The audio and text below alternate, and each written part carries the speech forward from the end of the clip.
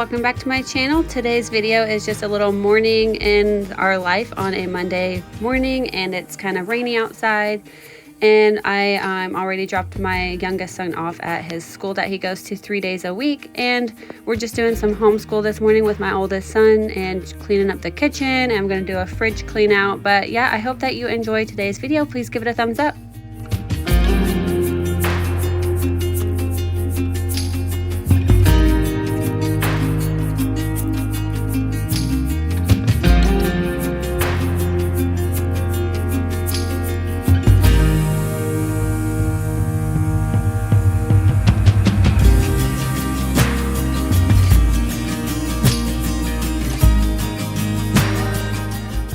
So I had already put a roast in the crock pot. I just put in some Italian seasoning, a little bit of ranch seasoning, and some broth. And then later I added in some banana peppers and a little bit of the juice from that. And it was so delicious. I also made some baked potatoes for the boys. I'm just trying to do kind of like a keto diet right now. Not really a diet, just kind of cutting out my carbs and sweets and stuff. But yeah, I thought it turned out great. And I am making my protein shake. I just do some almond milk, protein powder, some banana, peanut butter, ice, and blend it, and it's delicious. I usually do this after my workout, which I had already done. I'm trying to do 6 days a week, an HIIT workout that I've been doing, and then I'm trying to get in my 10,000 steps. I just recently purchased a walking pad that I love, and it helps me get in my steps for the day.